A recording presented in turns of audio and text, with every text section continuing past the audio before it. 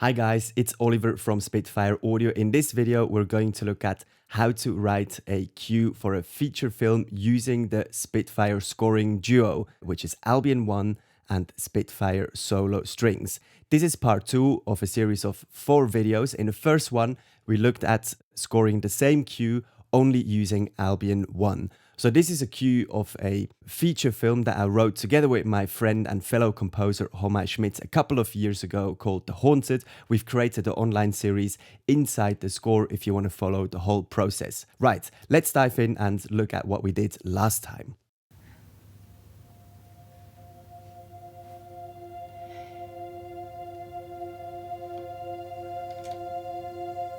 That should be better.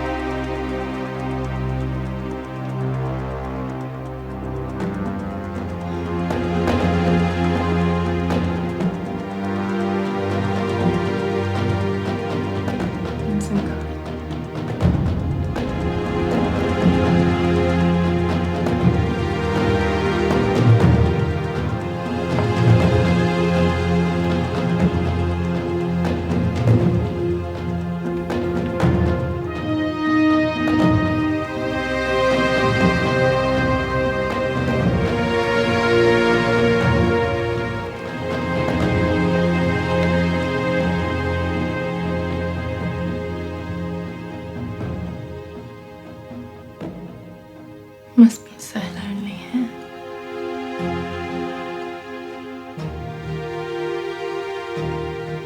Life can be unfair, can't it?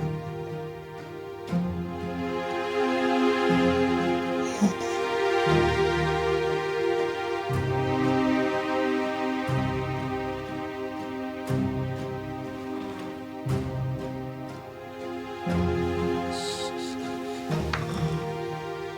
Okay. It's alright. So, a slight adaptation of the narrative. So, of course, it's not horror movie music. So, I want to portray that she is nostalgic, looking back at a time where her father was still young and full of energy, whereas now he seems to be in a coma. So, I'm creating this reality moment. So, in the beginning, she's kind of speaking to him, paying attention to him. And then the cue gets epic when she's looking back, just also for demonstration purposes. So you'll see I'll add a little bit more depth and detail with the Spitfire solo strings. So Albion 1, you've just heard the string patches here, consort and the normal strings, really wonderful sounding, kind of nicely balanced string orchestra. So just as a quick info, the Albion 1 is a 109-piece orchestra, so a huge orchestra recorded at Air Studios in London. And I like to mix up different sounds. So here we have strings consort. It starts off kind of more reserved. So consort means they put the mute on their instrument, so the sound is a little smaller, as opposed to the open sound. So, and as we go towards this more epic section, I'm opening up the sound, and I like doing that a lot. So you create kind of your own unique sound. I'm using brass high octaves here in legato, which means the transitions are recorded, so you get a much more realistic feel. I'm using some of the Darwin percussion hits, big Easter Island hits, so these are those low hits you've heard, or just one of them. And then we have some pads and loops as well.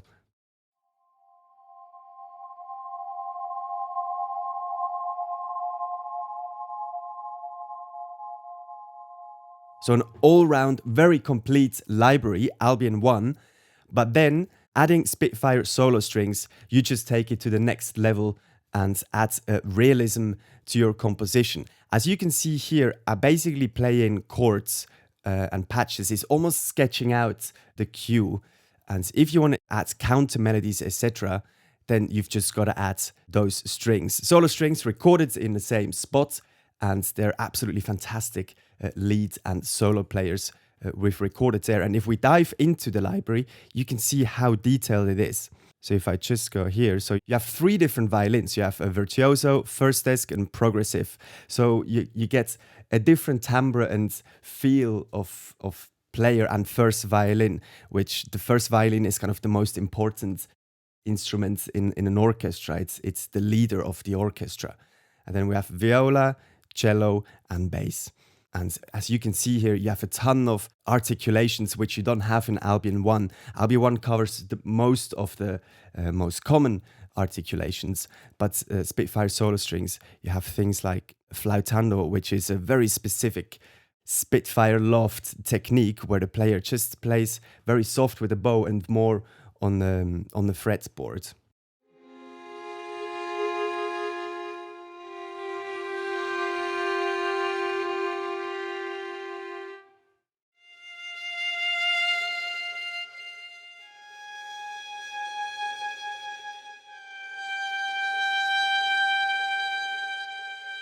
And listen to the detail. That detail is just very unique. You have the mic really close and it just adds absolute realism. So I'm using the tree mic here. Again, it's the one that sits above the conductor. I can add the close mic just to show you how that sounds.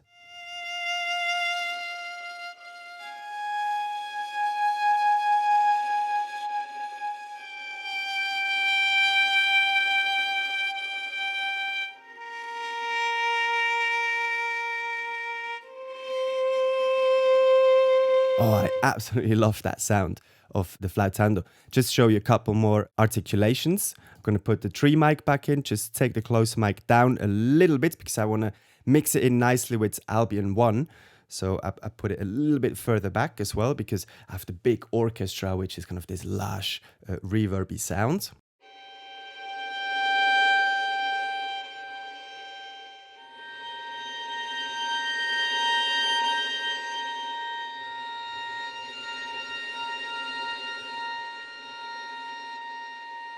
Absolutely amazing. And then you have, for example, trills like this,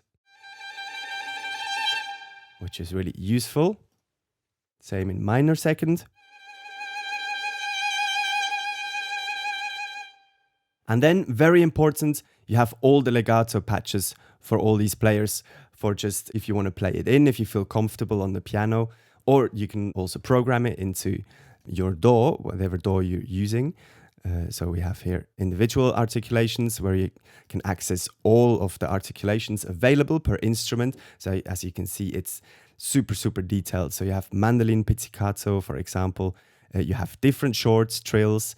You have a lot more different longs than you get in Albion 1, for example. And again, you have the legato for each of those instruments. Let's see how I've used the solo strings. So first of all, I've created an alternative to this consort here. So if we listen to this,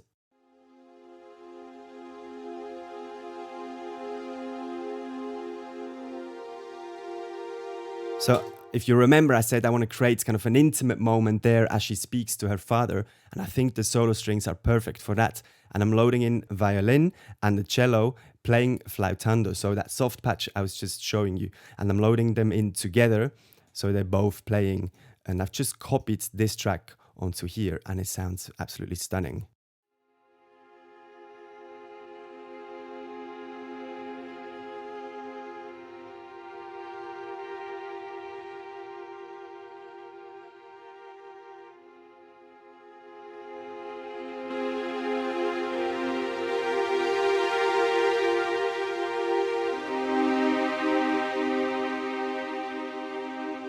And again there, I want to do the same thing, having the big orchestra, the big Albion 1 lush sounds coming in gradually. Then maybe take down a little bit the consort here because I'm adding the Spitfire solo strings there. And I feel this string sound is just, it's super creamy and it's absolutely amazing.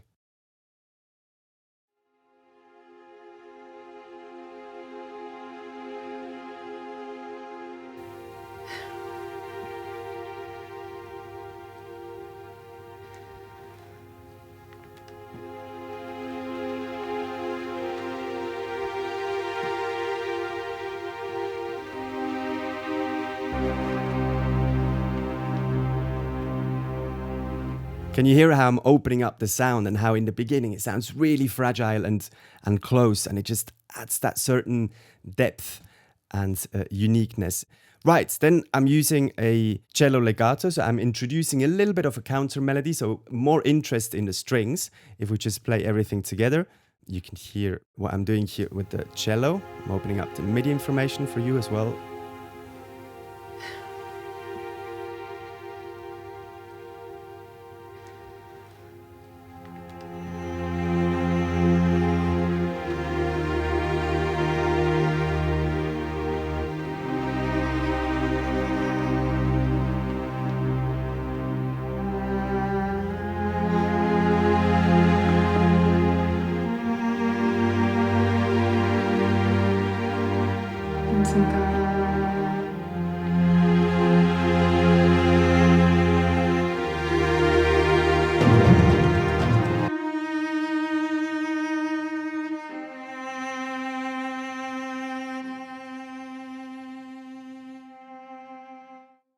And here I could absolutely program the vibrato to add a little more realism. I can also assign this to one of my faders. That's what I usually do, and do a second pass and program in my vibrato.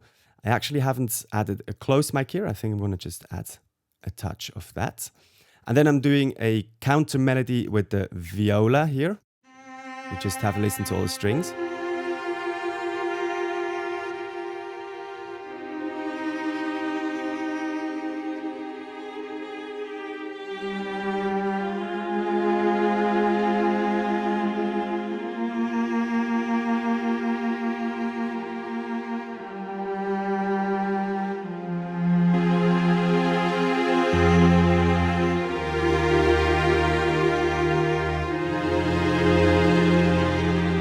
Violin coming in on the top with the flautando patch.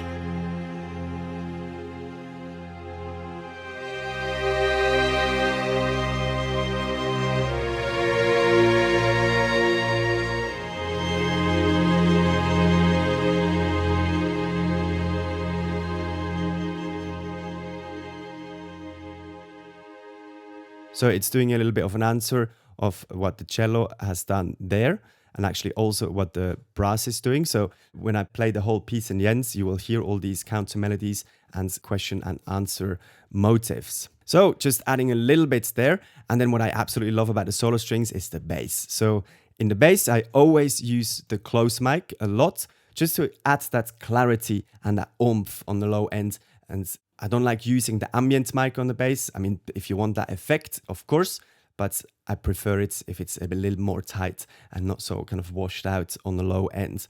And just listen to this.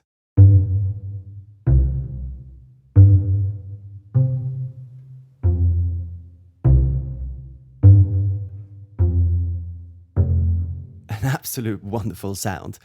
And I'm doubling up here what I've already had, these plucks. And again, you can hear how it adds just this extra detail. So I'm going to take out all the long strings here and play just these shorts. First without. And I'm putting it in.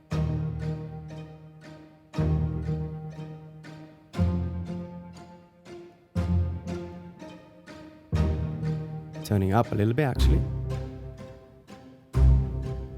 Wow, and that's such a round, warm sound there. Right, so I hope you can see how you can add this extra detail and 3D feel and also kind of realism with these strings, and you have the opportunity to score very intimate moments, as these are solo players and playing by themselves, as opposed to Albion 1, where you really go for the big kind of Hollywood sound. Right, I'm going to play you the whole cue. Thank you very much for listening and watching. Be sure to check out part number 3, which is film scoring with Spitfire Scoring Essentials. We're going to add some heaven on earth magic using Albion 1, Spitfire solo strings, and Oliver Arnold's chamber evolutions.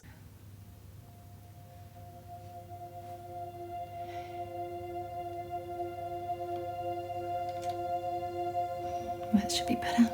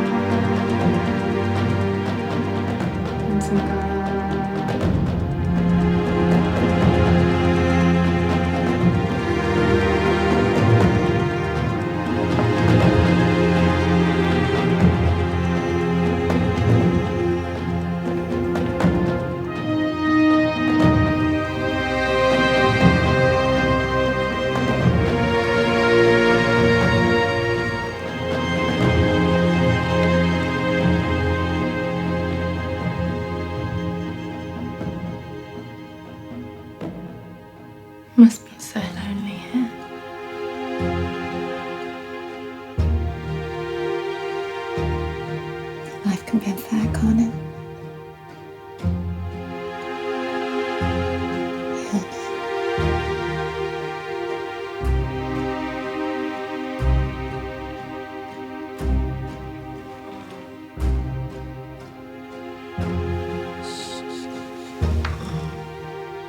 Okay.